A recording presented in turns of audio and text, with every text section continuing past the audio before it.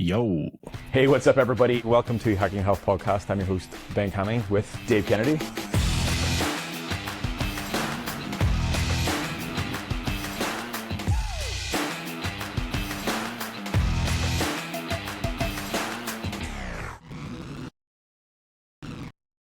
Yo.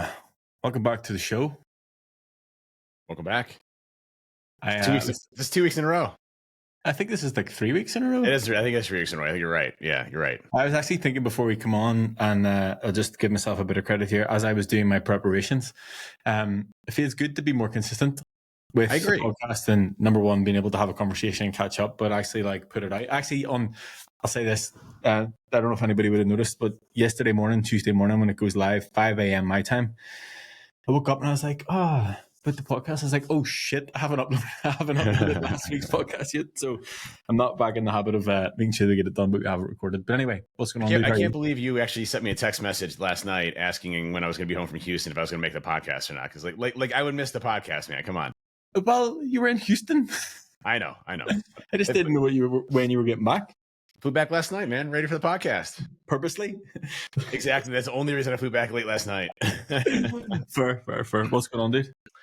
Well, I just got back from Houston. I had a big deal out there to go and win. But it was funny because I get to the hotel and I'm usually really good at picking hotels. I'll like check the gym out and everything. But like it was such a quick like turnaround it was like a customer site visit that they wanted us to, present our capabilities and stuff like that. And so I just booked the nearest hotel. 600-pound deadlift. What's your capability? Yeah, exactly. That's what I responded back. 600-pound deadlift. And then, I just booked the nearest hotel that was closest to their location, and it was not a great hotel, to say the least. It was, very old, kind of smelled, whatever. So I'm like, well, maybe they'll have some weights or something. So I get down there, and literally it goes with the 30-pound dumbbells and a bench, and that was it. And I was like, okay, I'm gonna go find somebody else somewhere else. And I went to this place called Fitness Connection, and I didn't grasp how big this place was from the photos. It's like if you take like a Planet Fitness and times it by like 10, that would be like this place. I've never seen it's like a warehouse depot of like thousands of pieces of gym equipment. I'll tell you, it was balls to the wall busy, and I never had an issue finding a piece of equipment. Nice. Good. Yeah, it was a great gym. And I got an amazing lift in, and I might have found a new piece of equipment that I want to order. So have you ever used the hoist machines? Yeah. Helmy has those in the gym. What's that? Helmy has those in his gym. Does he? So they actually move. I think I remember doing the row with Helmy that has a hoist that moves. Yeah. Do you remember that one? I didn't realize that was hoist. But the hoist machines, when you're doing, like I was doing lat pull downs, the whole machine will kind of move you into the perfect position and give you a little bit more tension. You up if you don't know that it's going to happen. Like you start. It did. When I first did it, I was like, "Oh shit!" Like what's going on here? And I made this like loud, like clanking sound as I dropped it because I didn't know what was going on. But it definitely did scare me a little bit. But it was really great. I'll tell you, the lat pull down machine. It's got the it's so like they have what I loved about it on the instruction set is it said, if you're, below 6 foot, use these handles. If you're above 6 foot, use these handles. Nice. I was like, okay. And I could barely reach it. And I had an amazing stretch in my lats. And I literally did like 2 or 3 extra sets on it because they just felt so good. And so I might get that lat pull down machine. They're big machines though. Like they're really big machines. Like you're not going to be able to fit that in your gym. Someone's going to have to go. I'll just remove the bed from my bedroom and put that in there. Yeah. Good. Yes. We'll figure out the weight problems later. Yeah. Yeah. Hoists are good for sure. But yes, definitely it is a surprise whenever you sit on it and then start the movement and then you move too and you're like, what the fuck? They also have one machine too that I really liked. It was almost like a tonal, but an actual machine. Right. It was a bicep curl machine, seated down, but it puts you in a stretch position. And it was ropes. So you're doing bicep curls with ropes on a weight stack, which I hadn't seen before. So it was really good. I had a great workout, great back and bicep workout. So it was like probably one of the better ones I've had in a long time. Nice. Good. Well, I'm glad that you made it to the gym because that photo of the gym that you were in the hotel was not going to not happening. Someone put on Twitter and I was like, nah, this doesn't make any sense. He said, well, he's like, you can still go and get your workout, doing one workout's better than no workout. I'm like, no, man, not with that. Like it's not. It's really not. Like I'd probably be better with, and I'd probably be better with a rest day than using 30-pound dumbbells. Like I would literally have to sit there for like 45 minutes doing a row for like 300 sets, 300 reps to get, any type of stimulus there. So I was like, nah, man, this ain't going to happen. So yeah. Good. Well, you got it done either way. I know I owe you a new training block and I will get you set up for that good to go on Monday, but you owe me a check-in. So I think we're 1 for 1 on that. We are 1 for 1. I definitely owe you a check-in. So my weight's been holding pretty stable. So I think I'm like 224, 223. So might need to cut some more calories a little bit. I'm just saying.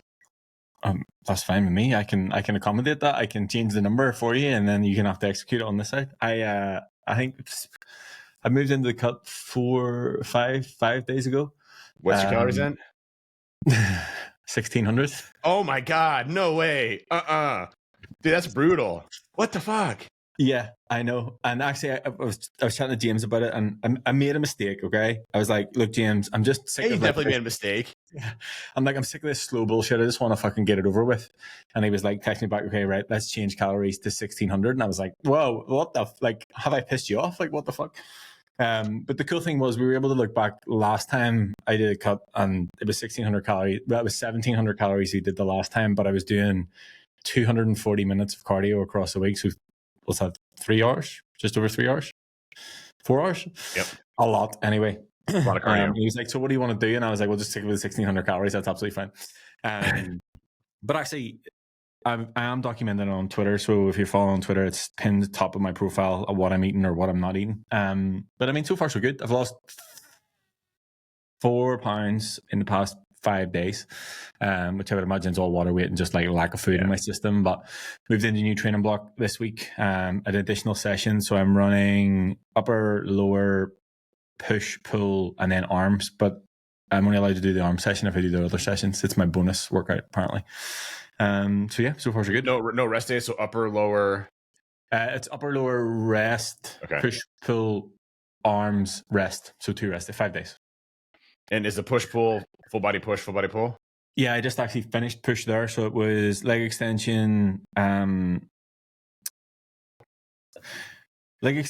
leg press, pec deck, dumbbell chest press, Smith machine shoulder press, cable lateral raise, long rope tricep, and hanging leg raise.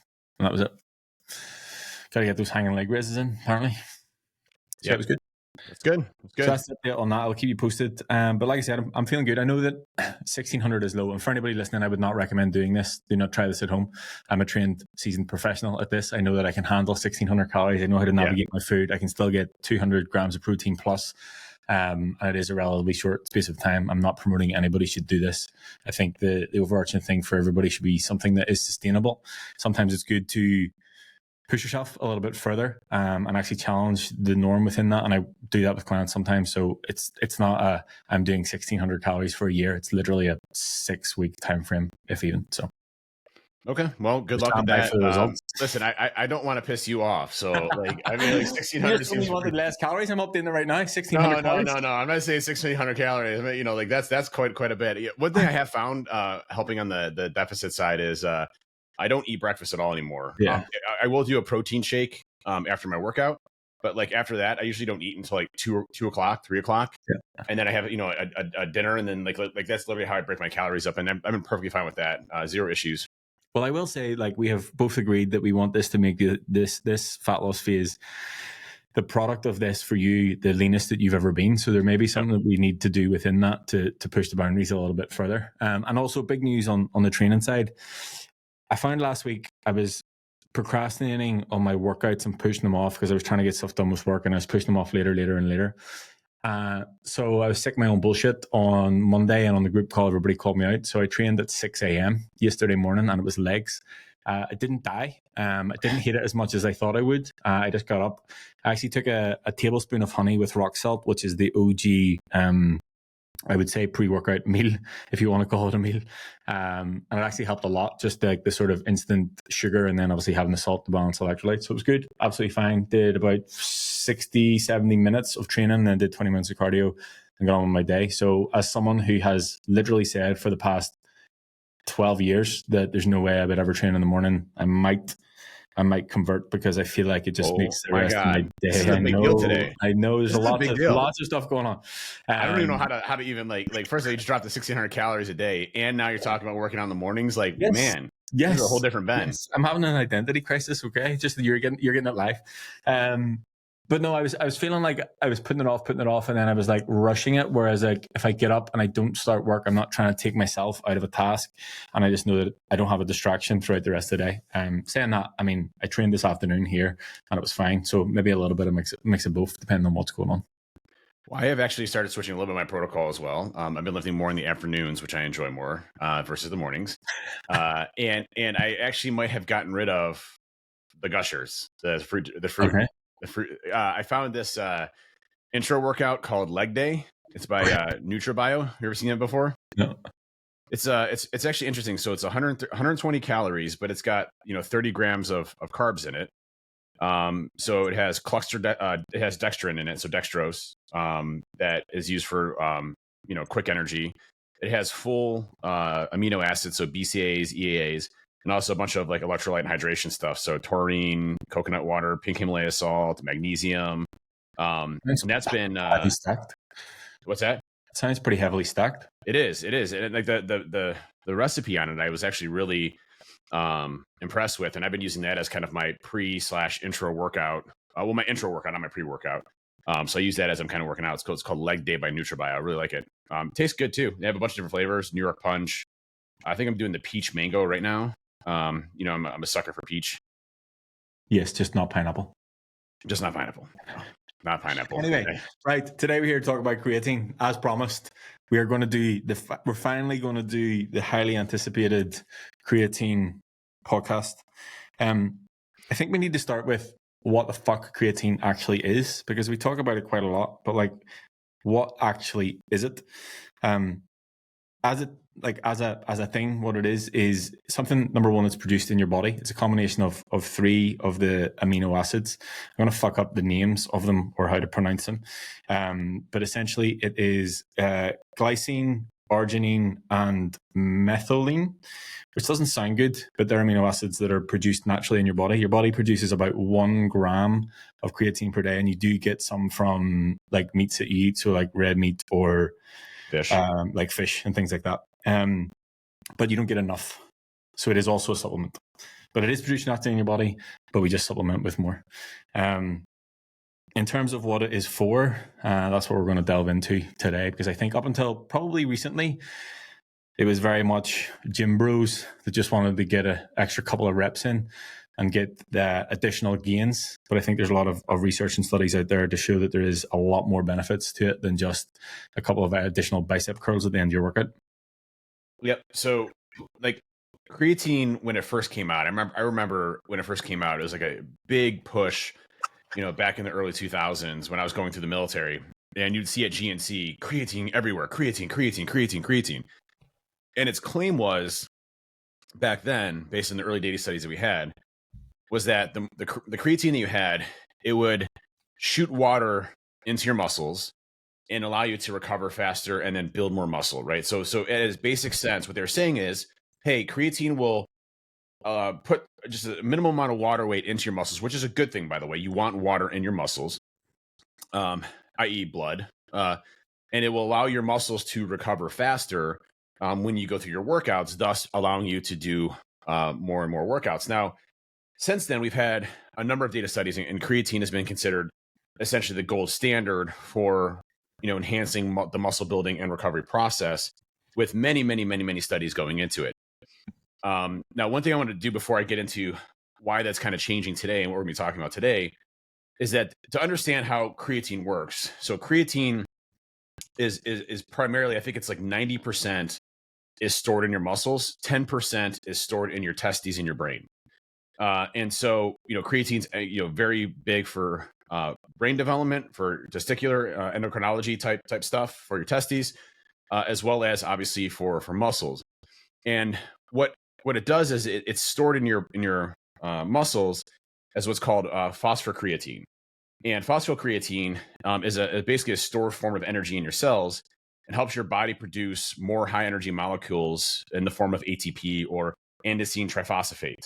So ATP is essentially the chemical reaction, the energy that we can use to produce out of our muscles and out of our body. It's the energy cells that we use on a cellular level to basically use energy. So the more phosphocreatine that we have, ATP is like electricity in your body. Yes. Like how your body works in terms of we are basically one big chemical battery, for lack of a better term, is how our bodies work, right? Yeah. Salt battery be kind of precise.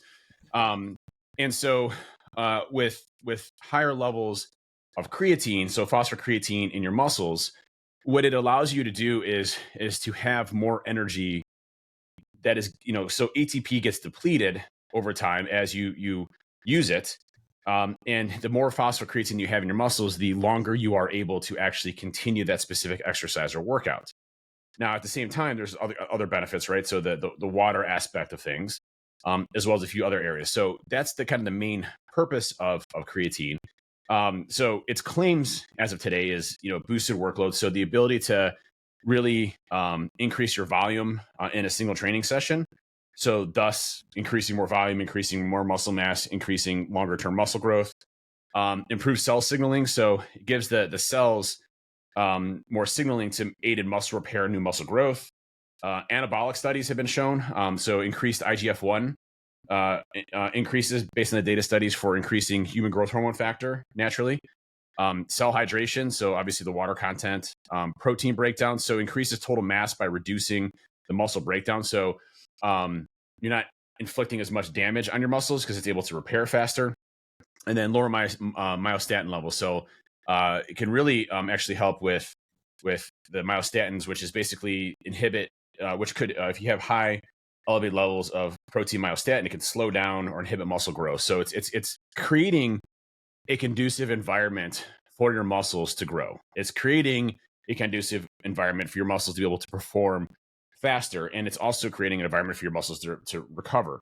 It also has a lot of added benefits on cardiovascular health. There's been a number of studies that have shown reduced risk of atherosclerosis, of a lot of other heart-related issues, helps with blood pressure. It also helps with brain development as well.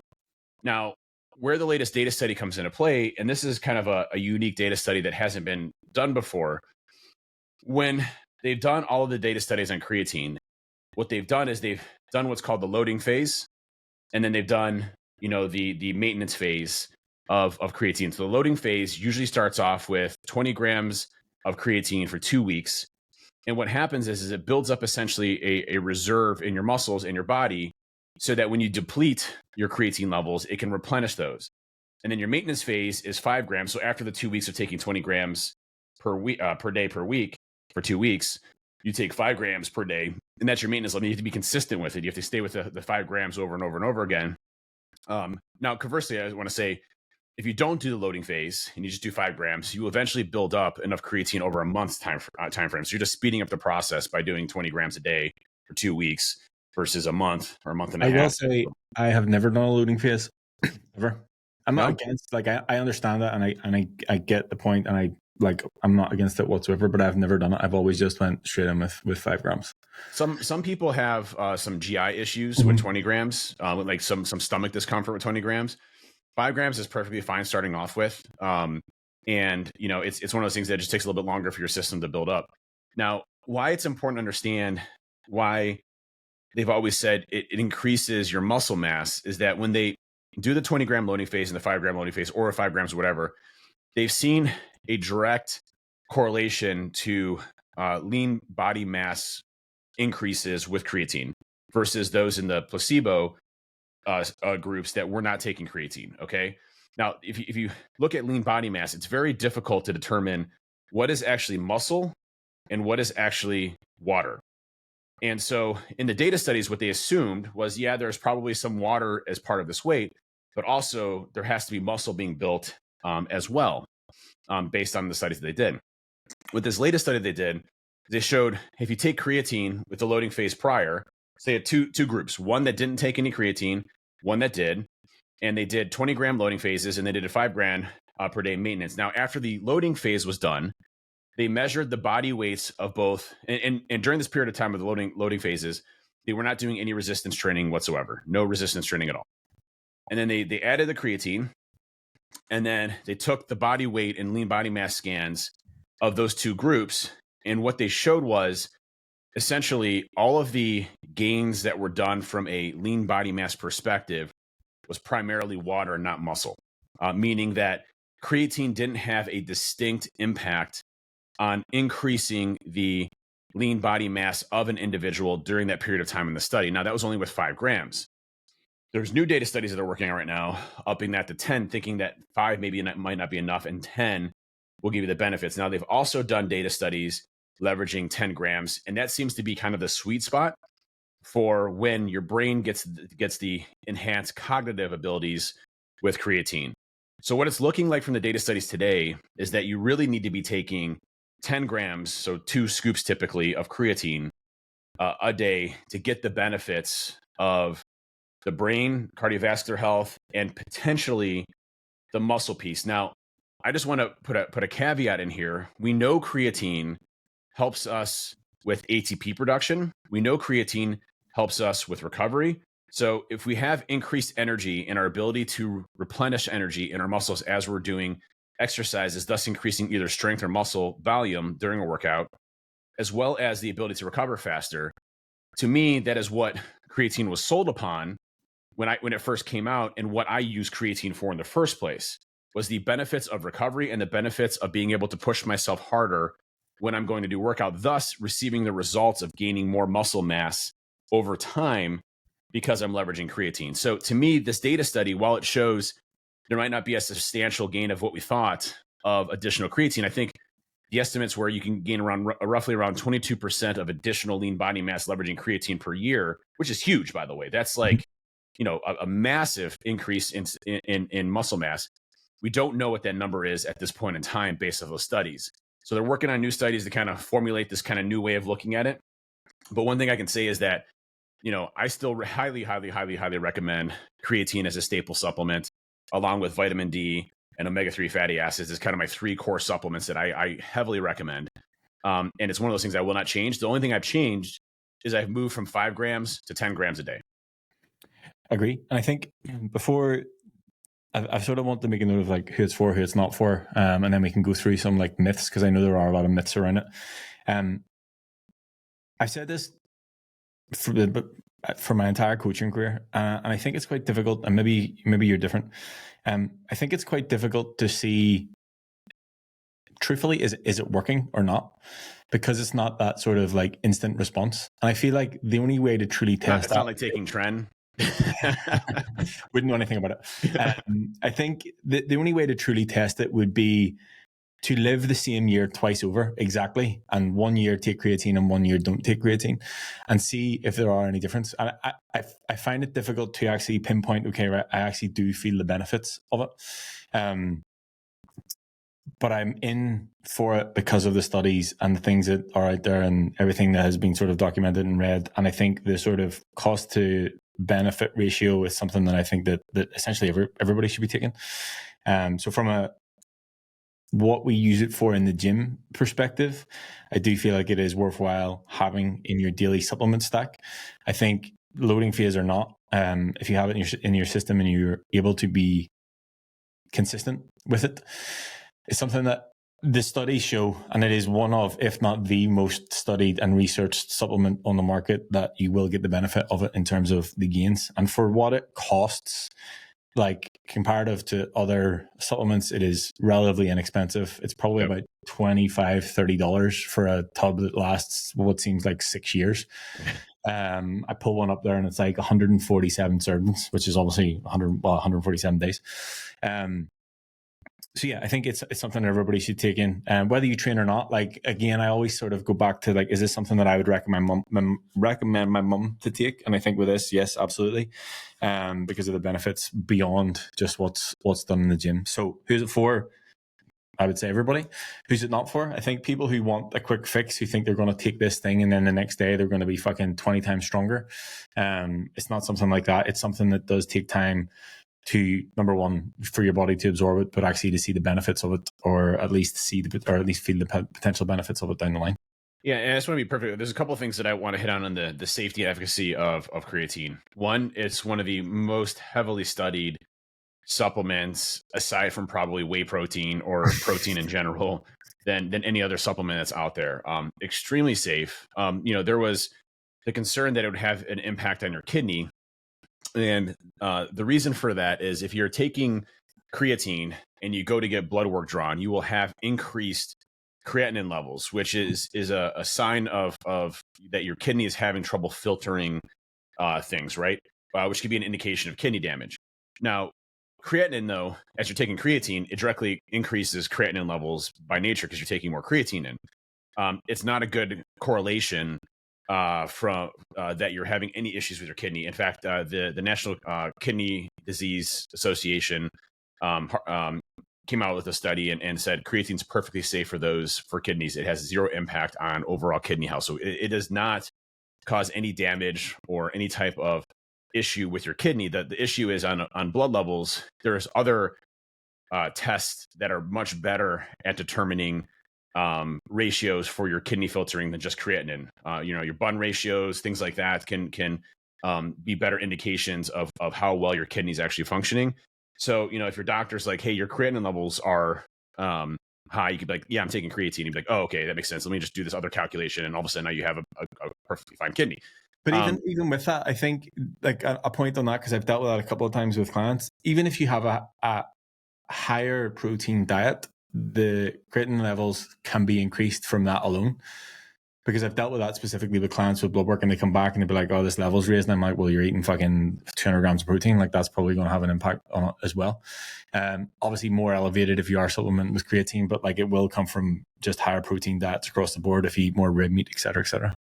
Yep. And it's also important to note if you're a vegan or vegetarian, creatine supplementation is very beneficial for you specifically because you're not getting any creatine from meats typically, and you're not getting it from your supplementations. You're getting it from proteins and things like that. So if you're living a vegetarian lifestyle, it's one of those things that I'd heavily recommend supplementing creatine as well. And there's a lot of different benefits. I mean, there's a NIH study that came out in 2021 showing the role of creatine in heart health. And if you think about it, your heart is a muscle.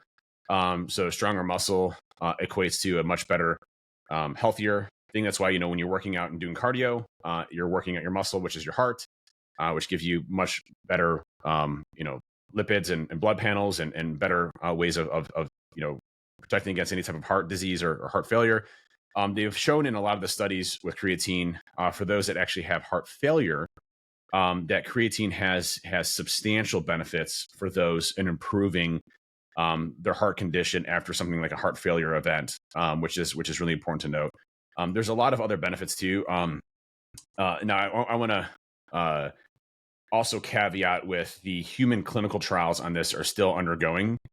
But this is mostly preclinical studies, mostly on animals, but it's shown that creatine can really have a big impact on neurodegenerative diseases like Alzheimer's, Parkinson's disease, sclerosis, traumatic brain injuries, epilepsy.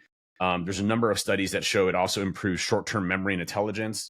The effects may be stronger in older adults, but they haven't really tested younger. So, again, there's a lot of studies out there and you can be like, well, this study says this study says that, but all of them seem to be extremely positive and extremely safe and well studied across, all areas of the medical field. So for me personally, that's why, we wanted to do an episode on creatine because of the sheer benefits that it really does have. And, the first thing I get asked when I was just talking to my buddy, Kai the other day, and Kai's like, hey, I'm just getting into lifting. What supplements do you recommend? And he's like, I'm looking to go buy some creatine.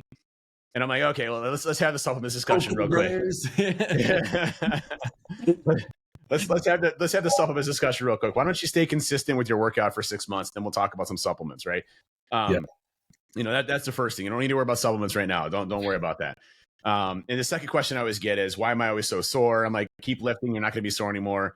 That's a lie. That's a complete lie. You are just sore. It's kind of ish a lie. No, so there's sore, and then there's sore. Okay. Yeah, there's the initial difference, which is an inability to move. Like I specifically remember when I first trained, I woke up and I was like a T-Rex and I was like, I cannot actually extend. But now the way I describe it is like, if Aaron and I call it T-Rex arms, like literally Aaron's like, I have T-Rex arms today, and she'll just be walking around like this. Yeah. But like today, right now, I don't feel like I'm sore, but I know if I go to pick something up, like my hamstrings are going to be sore from training yesterday. So I feel it in movements and whatever else. So the soreness just changes slightly, or else you just adapt to it. I had a call last week to someone, they're like, oh, the goal with training was to, feel better. And he says, I just feel worse every day because I'm fucking sore all the time. I'm like, yep, just fucking get used to it. buddy. Yeah, Yep. yeah. I think one of the other myths on creatine as well, maybe not so specifically with the people who are listening, but the point will still stand true. I often remember whenever, myself included, or the people around me were prepping either for a show or a shoot, there was often the question of, could creatine be taken out towards the end because of the water weight that it holds? It does hold water. I'm glad you're actually hitting on this, because I was going to ask you that question, because I'm in the middle of a cutting phase and I was like, hey, should I knock out creatine with the water? Well, I have the answer to your question. The answer is, I'm ready, trainer. Here we go. Trainer Ben. The answer is no, you keep it in, because yes, it does. Your body does hold on to additional water, but it's intramuscular. So it doesn't, in fact, if anything, it's probably better to keep it in. So if you think about what happens whenever you're in a fat loss phase, you obviously want to be as lean as possible. I have as little body fat as possible. As little between your skin and your muscle as possible. So I imagine that the thought is, and probably your thought, well, if I'm holding water in there, then I'm going to look less lean. But because it holds it intramuscular, it'll make the muscles look bigger, which will press against the skin a little bit more, which will actually make you look better. So yes, be wary that if you are going to introduce creatine, you will see your weight increase, especially if you're doing a loading phase, but it will fairly quickly, by the way. Yeah, when we're talking within a 2-week period, you will gain substantial amount of water weight. Yes. Substantial is like 3 to 5 pounds. Yeah, which can be substantial if you're in a fat loss phase and you've just you've lost loads of weight. So yeah, do be prepared for your weight to go up, but that is okay. That's part of the process. It's intramuscular and it's not actually going to represent, like, it's not going to have that watery look or that like make you look bloated or anything like that, because you do hold it. Because you do hold it intramuscular. So yes, you will gain weight, but I don't want to say it'll be a good weight. You will hold it intramuscularly. Yeah, and we're talking a little bit. So on the steroids side of the house, there's a lot of steroids that give you a lot of water retention. And so you'll have this, like, you'll see, like, when people are like bulking and they're leveraging steroids, they'll have this like really puffy, kind of overweightish look, for lack of a better term, is the best way of explaining it. It's still muscular, but inflammation, I would say. Yes, inflammation probably looks at something like that. That's probably the best way to describe it. Yeah. Creatine is very different in the sense that it's actually going to give you a little bit more size and volume on those muscles. So your muscles will actually pop a little bit more. You'll have a little bit of a better pump, as you're going through and doing your workouts.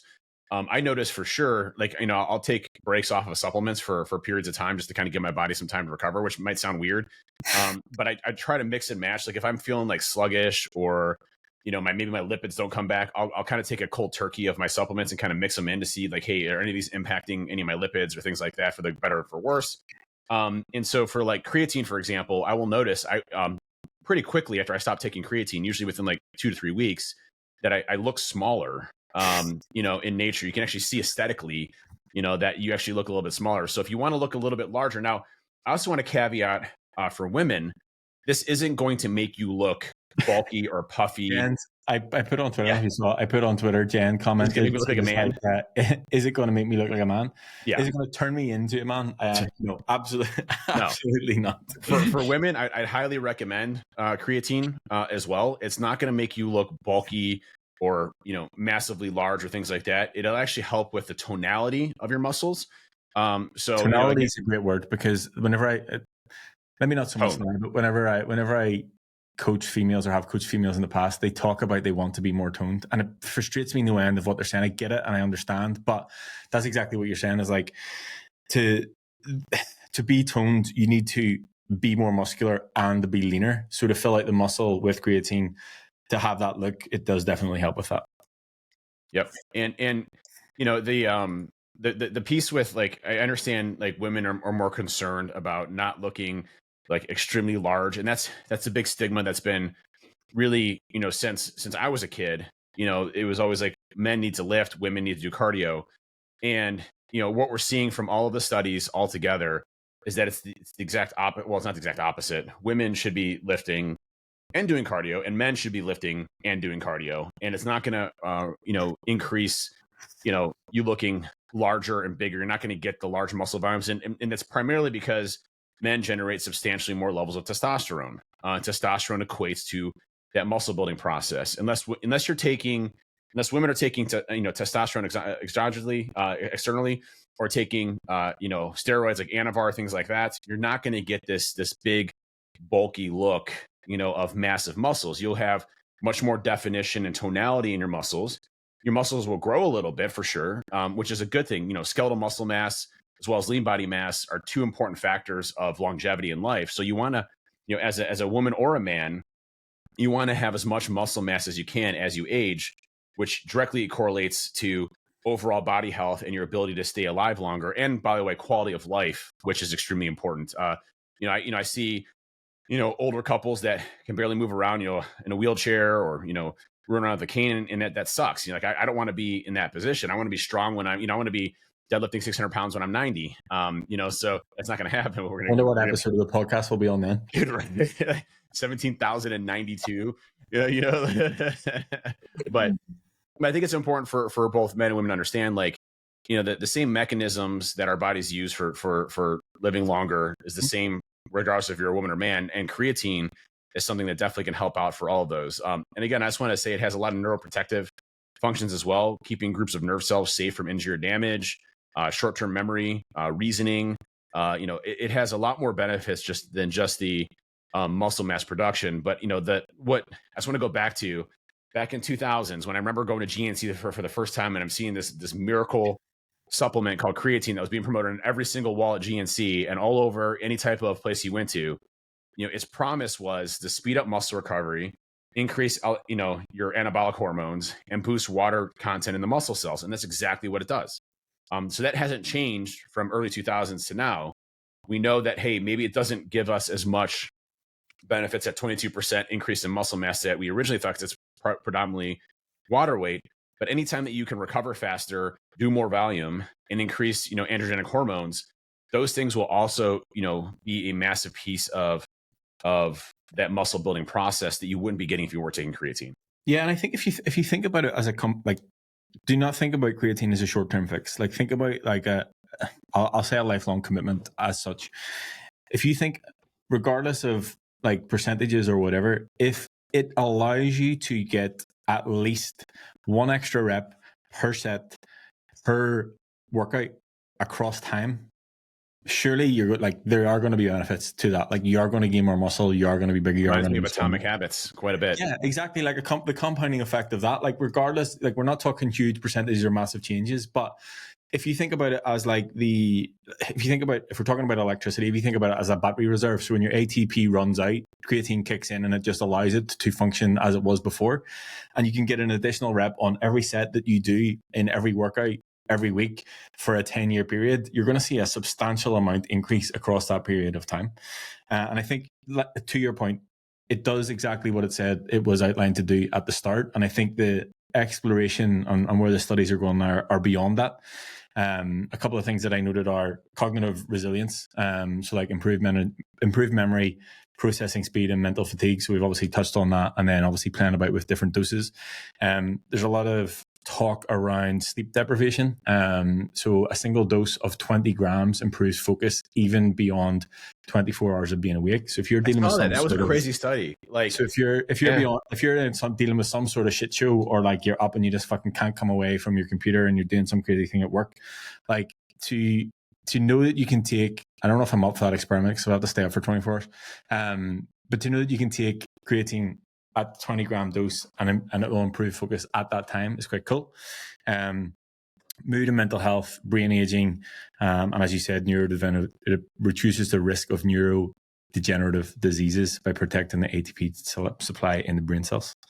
Yep. Which again, I think cost to benefit ratio, if it does, ideal. If it doesn't, it's still doing what it said it would do in terms of the progress that I'm making in terms of the gym. Yeah, and I want to read, this is from the Cleveland Clinic, and I want to read, what are the pros of taking creatine? So these are from the data studies that the Cleveland Clinic has curated over time through NIH and a bunch of others. They've summarized it here very well, which, to me, all of these benefits seem extremely good, in all nature. So what are the pros of taking creatine? Improve their exercise performance. Check. I'm good with that. Help their recovery after intense exercise. Great. Increase their muscle mass. Fantastic. Prevent severe muscle injuries or reduce the severity of muscle injuries themselves. Cool. Helps athletes tolerate more intense activity. Fantastic. I need that for legs day. Reduce dehydration and cramping. Minimize muscle tightness, including muscle strains and pulls. Neurodegenerative diseases such as muscular dystrophy, Parkinson's disease, and Huntington's disease. Helps with diabetes. Helps with arthritis, fibromyalgia, conditions that affect creatine metabolism, conditions that affect how creatine transports your body. Helps insufficient blood flow to your heart muscle. So again, a lot of things. Now, the negative side effects, weight gain because of water retention, we already discussed that. Potentially, in some cases, very minimum, dizziness, nausea and vomiting, diarrhea, been there. Excessive sweating. So I've never had excessive sweating. So again, very low on the side effect route. And like I'm saying, if you're taking the upwards of 20 grams, that's where I usually see kind of the GI discomfort. 10 grams is suited very well for me. I have zero GI issues with that. Does not have any impact whatsoever on that type of stuff. I won't go into details. But for me, it's suited really well at 10. I don't notice a difference at all between 5 to 10 grams from a GI perspective.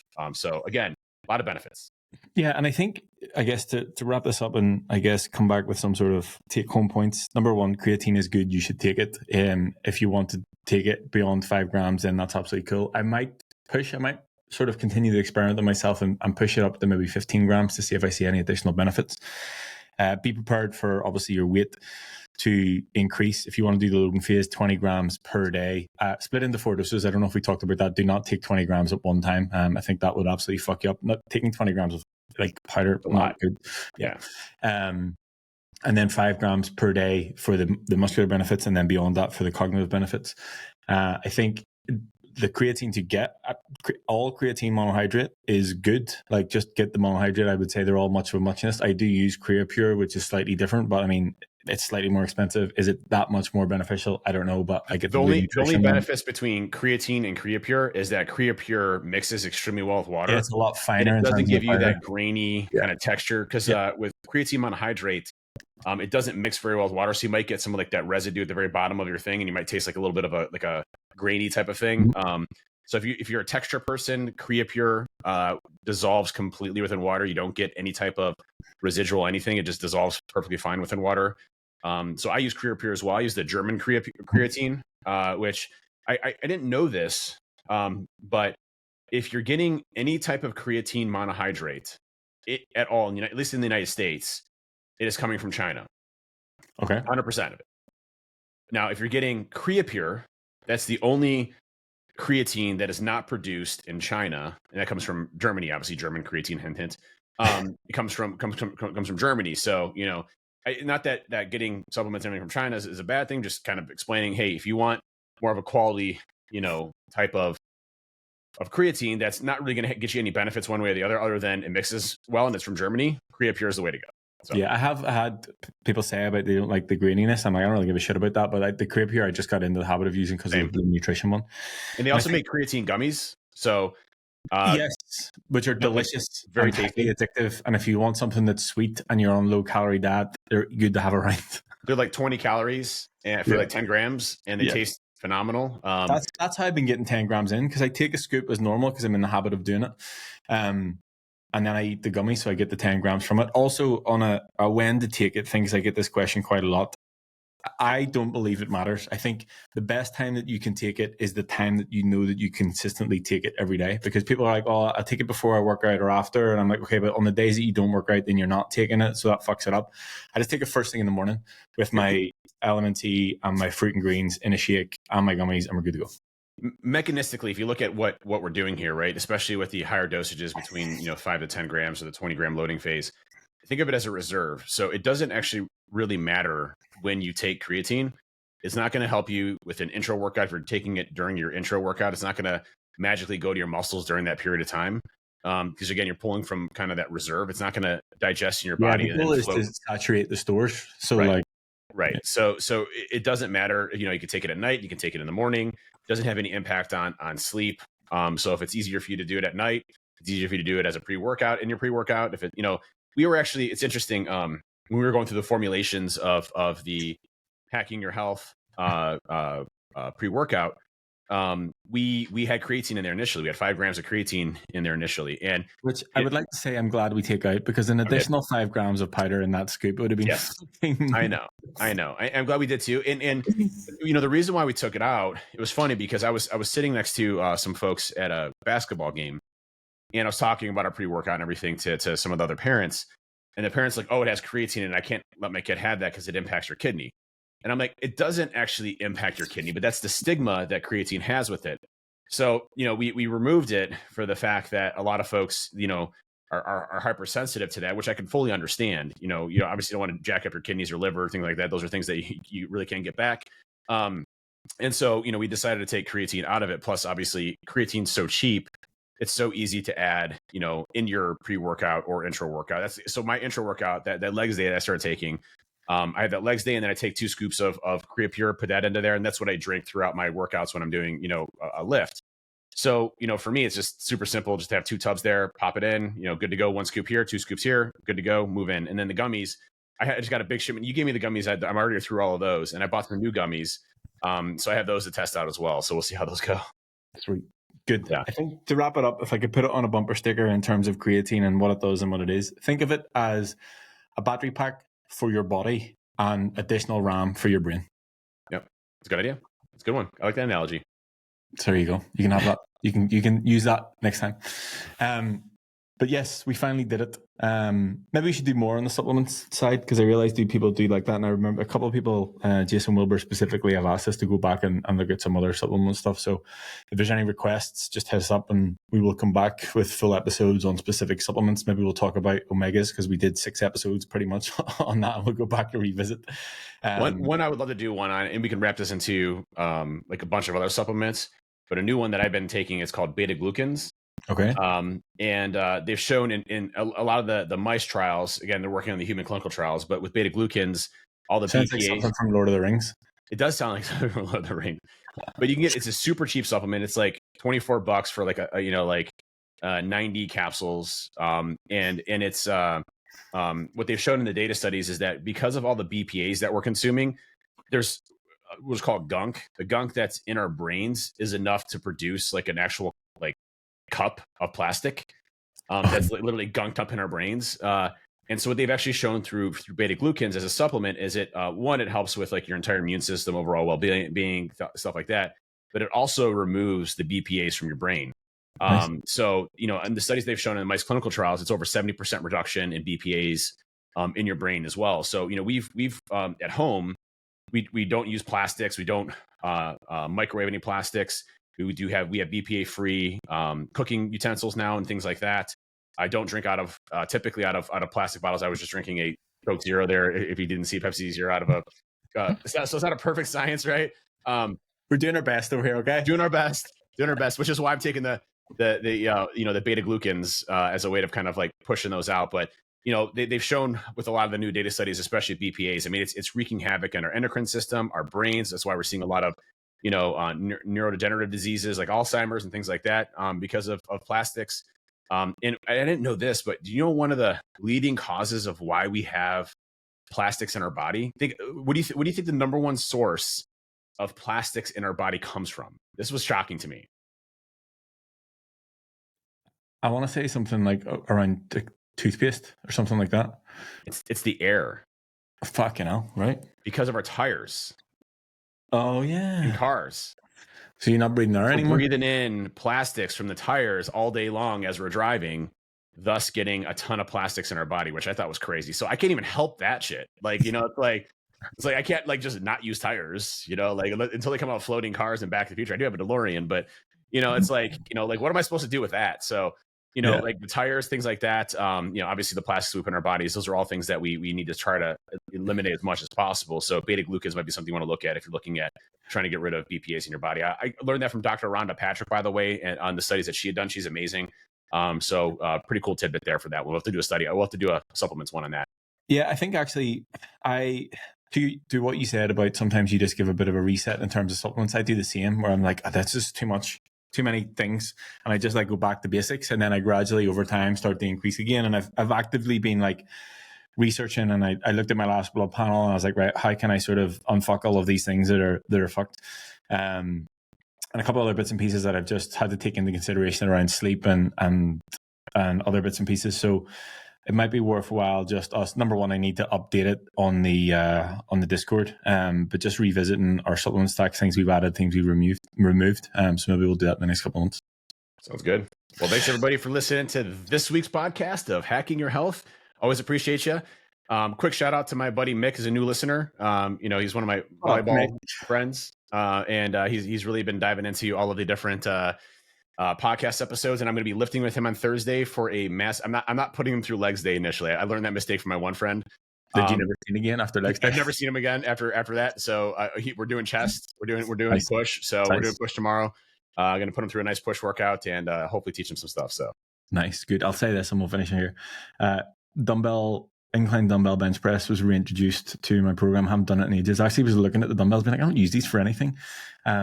Much better than. I know that you like the Smith machine. I like the Smith machine as well. But see, like just being right down in the bottom of the dumbbells here, much better. So anyway, I'll finish that. Thanks for listening. If you need anything, check us out at We Hack Health on all social media platforms, and we'll see you next week. See you next week.